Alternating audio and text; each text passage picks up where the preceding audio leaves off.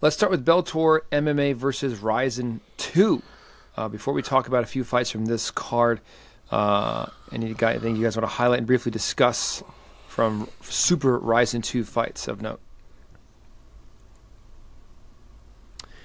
Yeah, so there's some pretty notable fighters on this card. It's weird the way they've set this up. The 5 bigger fights are going to go on first, I guess, in the Bellator versus RIZIN build one, even though I don't know why it's called Bellator versus RIZIN, because there was one fight now that AJ McKee fell out and Roberto de Souza stepped in. Now there's 2 fights that are Bellator versus RIZIN, but a little bit oddly named. And then when those end, it shifts to this Super RIZIN 2 card, which has actually Bellator versus RIZIN fights on it. So the whole thing, just the naming is quite odd. But some of the ones we're not going to preview that are on that Super RIZIN 2 card that I'll mention quickly. Tafik Musayev is on the card. He's fighting Akira Okada. He's a pretty big favorite there. He's like minus 550, but he's always a fun watch. Then Patricio Pitbull is popped up on this card as of today. This just broke. I guess he was there with his brother, and maybe he was looking to get a fight, and they found a fight. So he's on the card. He's going to be fighting Chihiro Suzuki.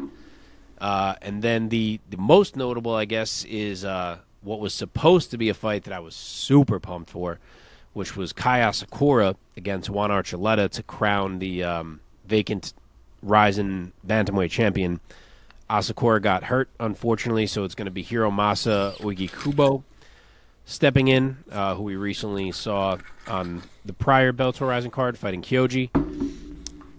Solid fighter, as we know, we've talked about him on this show, but I don't see him beating a guy like Juan Archuleta, and Archuleta's like a minus 450 favorite now against Oigikubo, so my guess is we see him crowned as the new RIZIN bantamweight champion, but we will find out this weekend. You didn't say Archuleta's fight got canceled, right? Asakura fell out of the fight, and now Oigikubo is fighting Archuleta instead. Oh, I got you. Yeah. I got you. Yeah, which when it was Archuleta and Asakura, I think that was a very coin-tossy, exciting fight. Now I think it's a lot more in Archuleta's favor. But never know. We'll see. All right, let us start things off for this Bellator / RIZIN event with our first fight that we're going to be previewing here. I believe we're going to go with Andrey Koreshkov versus Lorenz Larkin. You guys good with that? Yes, sir. Okay, so Koreshkov, the Spartan, the 32-year-old out of Russia, 26-4 as a professional, 18 wins by finish, 14 of them knockouts, riding a 4-fight win streak coming into this fight, standing across from the old UFC veteran, Lorenz the Monsoon Larkin, 36 years old, out of Riverside, California, 25-7 with 2 no contests, 13 wins by way of knockout. He has not tasted defeat since Paul Daly back in September of 2017. He won, I believe, 6 in a row after that, snapped by a no contest against Magomed Berkamov, and then in a rematch he defeated Berkamov, so has defeated every opponent since that Paul Daly loss once again back in 2017. Mark, start us off. Give us your take and your pick. All right, close odds as expected. Koreshkov the favorite at minus 145. Lorenz Larkin almost an even money dog. He's plus 110. 2 inches of height and 3.5 inches of reach for Koreshkov. I hate and love this fight. I love it because it's awesome. That's not too hard to explain.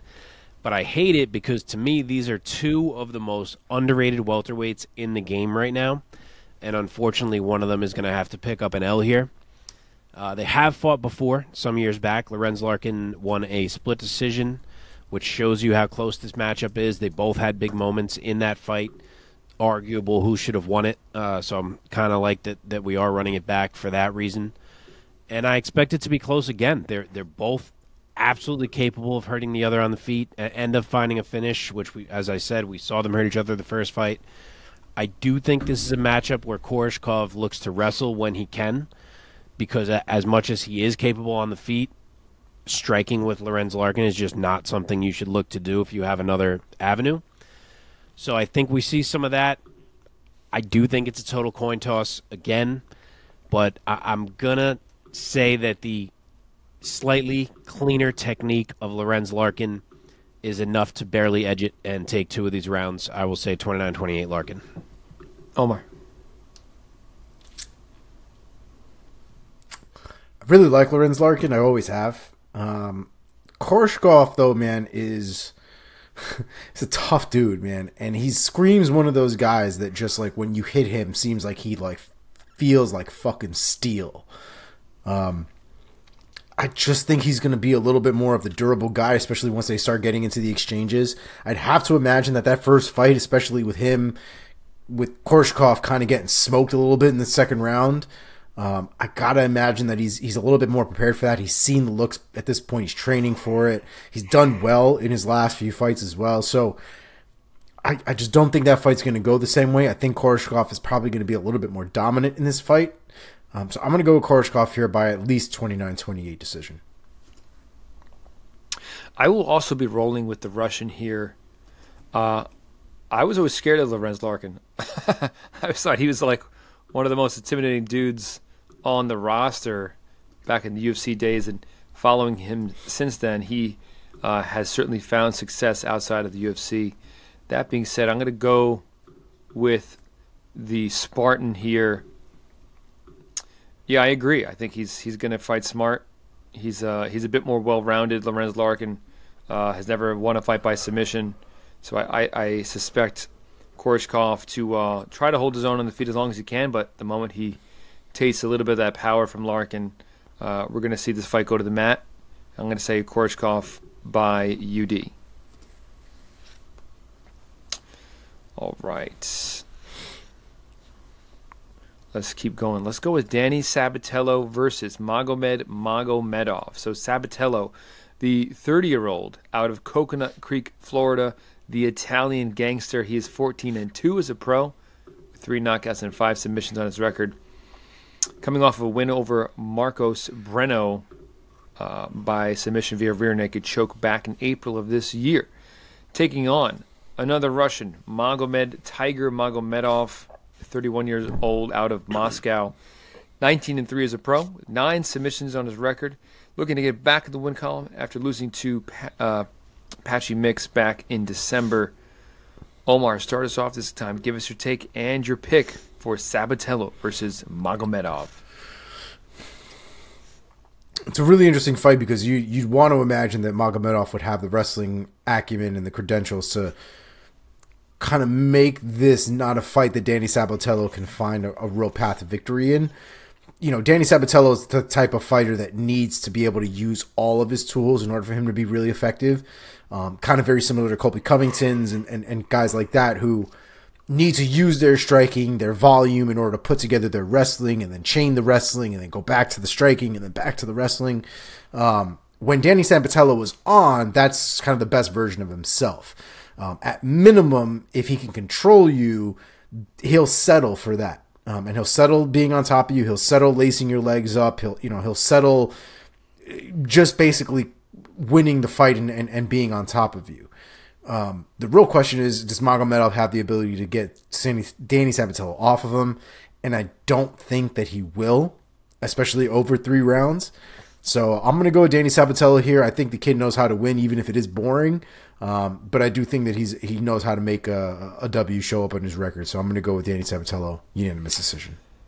I'll go next, and I will disagree. I think Danny Sabatello is yes, he's a successful fighter, but he's not my favorite guy to watch, I guess.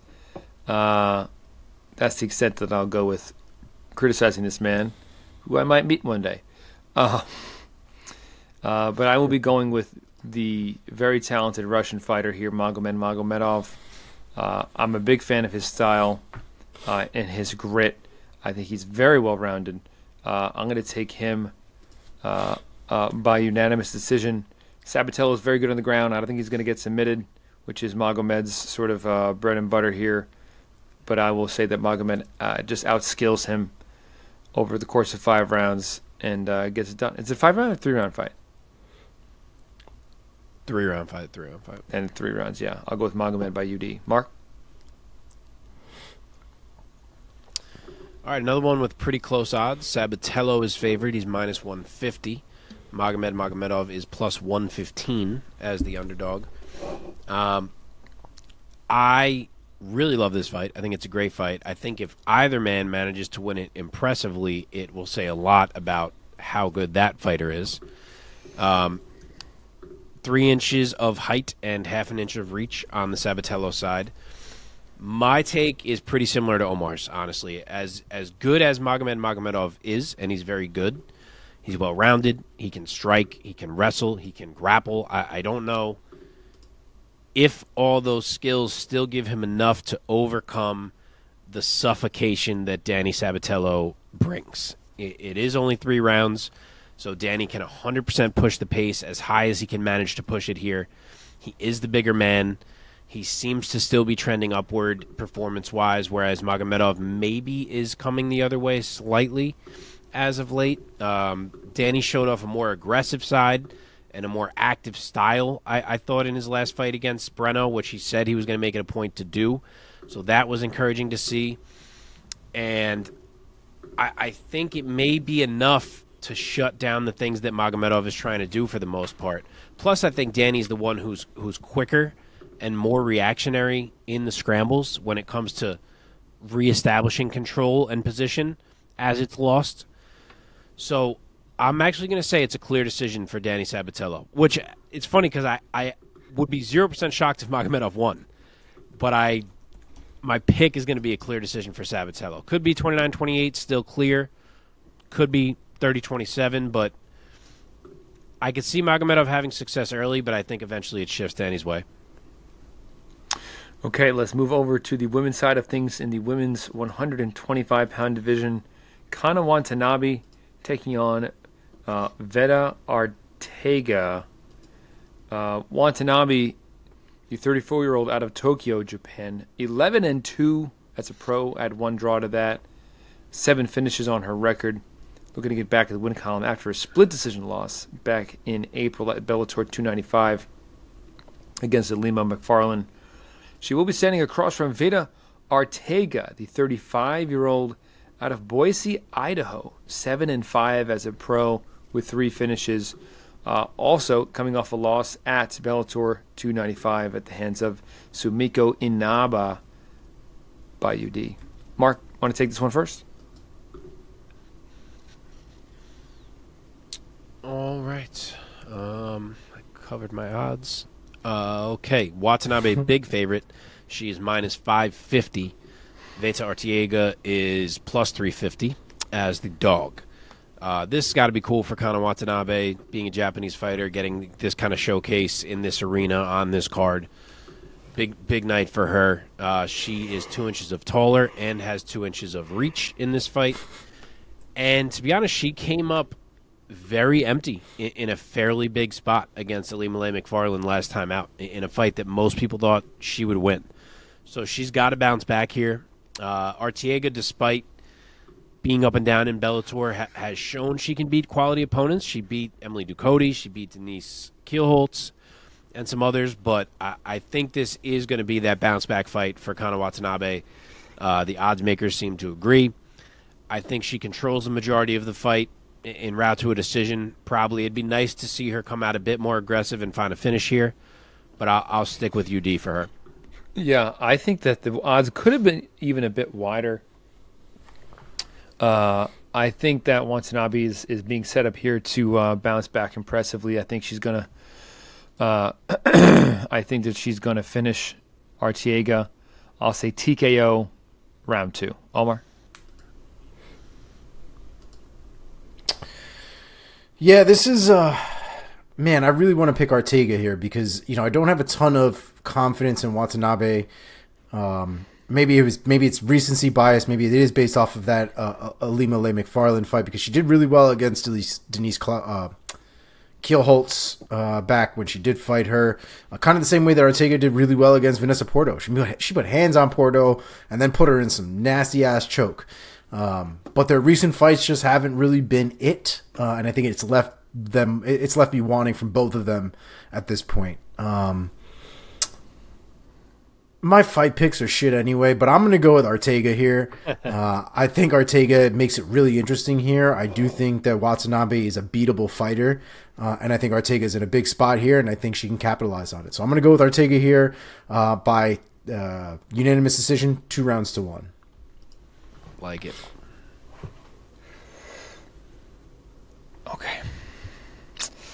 Okay, next up in the, I believe this fight is going down at flyweight. Kyoji Horiguchi taking on Makoto Takahashi. So Horiguchi needing no real introduction to fight fans out there. 32-year-old out of Japan, 31-5 as a pro, with 19 finishes on his record, 15 of those coming by way of knockout or TKO.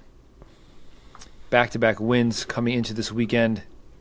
Standing across from Makoto Takahashi, the 23-year-old out of Japan, 16-1 as a pro, also one draw. 12 of those wins by decision. Has not lost a fight since early in 2018. He's undefeated under the RIZIN banner. Mark, want to go first?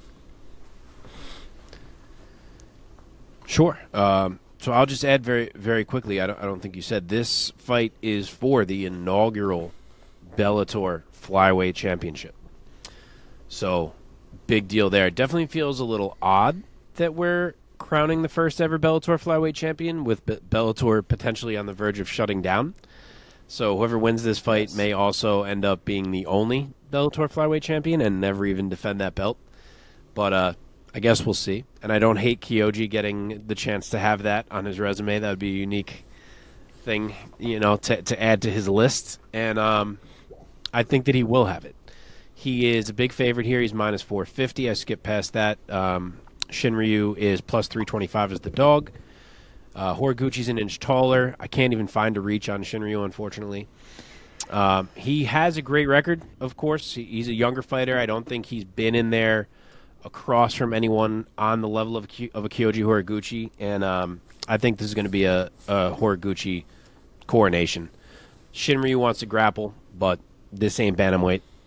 Shinryu's not a giant like Patchy Mix, and that means keeping a hold of Kyoji Horiguchi will be no easy task. And the striking will absolutely favor Kyoji. I'm not sure about a finish. It could definitely come with Shinryu having the record that he has, and he has shown an ability to eat some shots. I will say he makes the bell, but I think Kyoji shows off a bit. I will take him by UD to become the Bellator flyweight champ.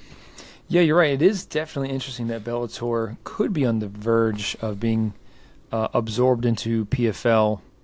My buddy Todd Atkins also tweeted out, apparently breaking some news again, that PFL's deal with ESPN is apparently done. And next month, PFL is going to announce some kind of new, I guess, broadcast deal is the idea.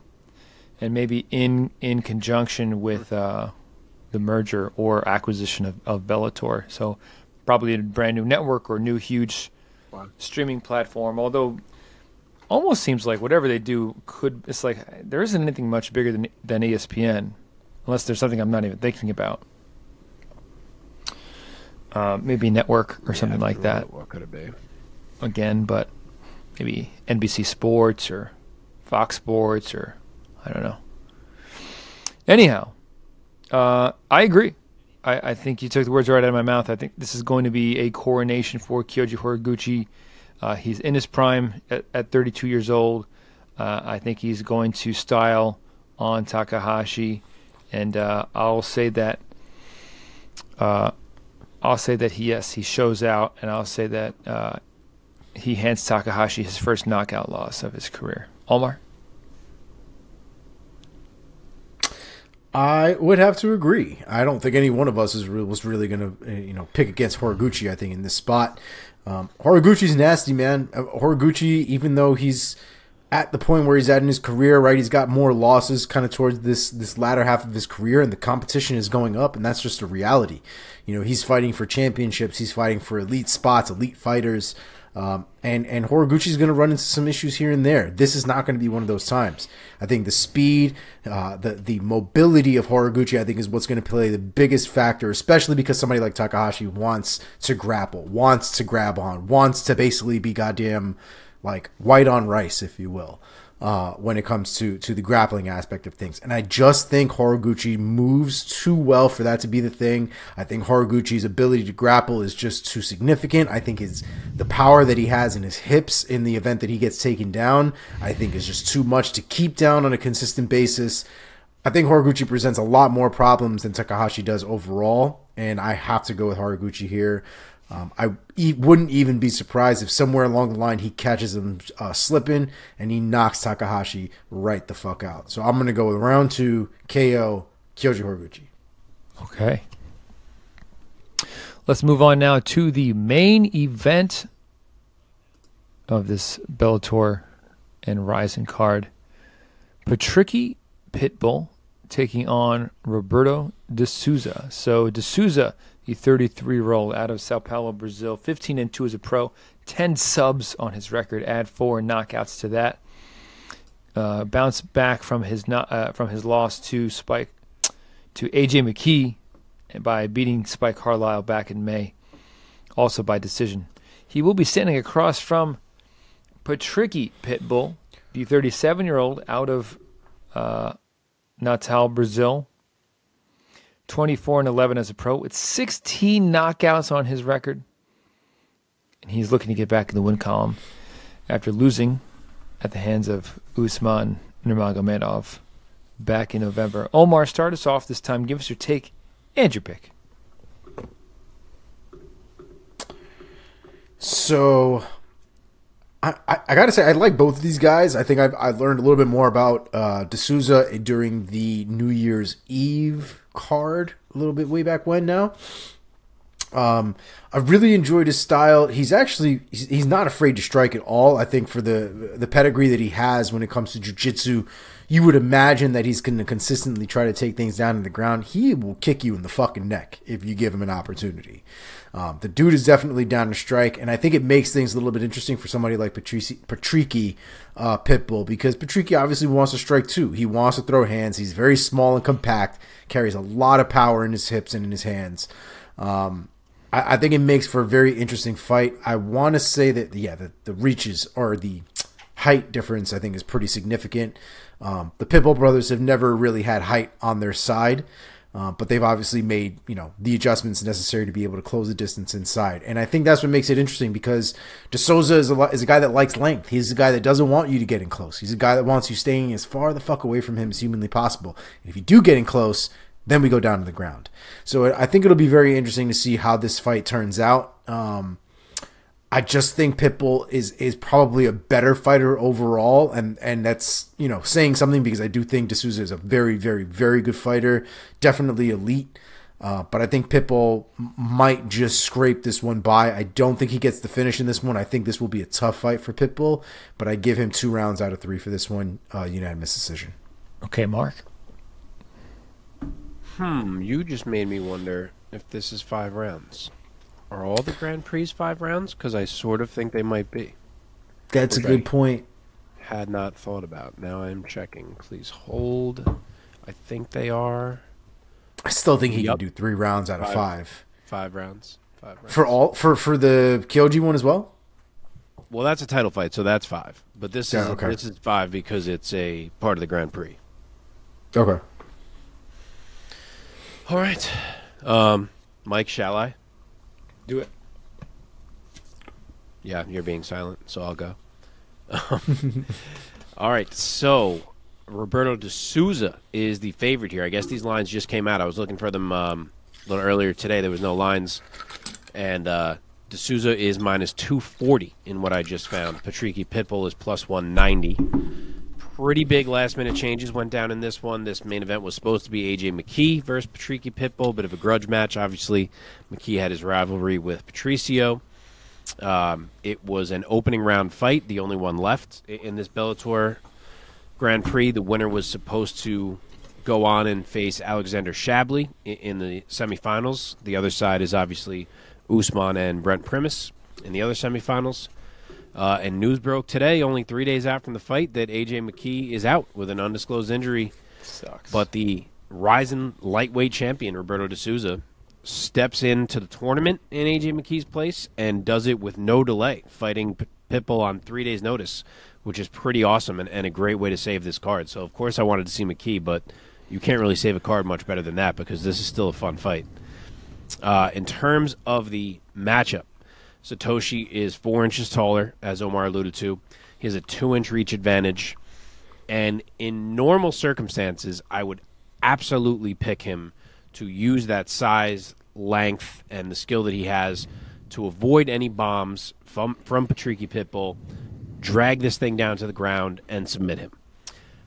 On 3 or 4 days' notice, in a 5-round title fight, I have a bit more reservation about that. I wish I had some type of clue as to what type of physical cardio shape Roberto de Souza is in right now, because it's not like Patricky Pitbull doesn't have jiu-jitsu. I know he is a knockout artist, but he does have jiu-jitsu in the back. And if Satoshi can't get him out of there early, if there is grappling and Freire survives it, the cardio will become a factor. But with all that said, you guys know this, I have never felt like Patricky Pitbull was quite this level of fighter. I thought A.J. McKee would submit him here. I still think Roberto de Souza can do the same thing. Patricky will have to fight a really careful fight. He'll have to try to shuck all contact and just look for punishing counters and hurt Satoshi. But I don't think it plays out that way. I'll say we do see a bunch of grappling initiated from de Souza, and that it's over by the second round. I will say Roberto de Souza, round 2, submission. Like it. I happen to agree. I think that de Souza is next level, and I think that Patricky, perhaps because they're brothers, has always been easily compared to his brother Patricio, but that Patricio is the one of the two that I think is more of the real deal in terms of being elite. And I agree. I'll say, just to be a little different, I think de Souza gets it done. I'll say round 3, club and sub, handing Pitbull a TKO loss.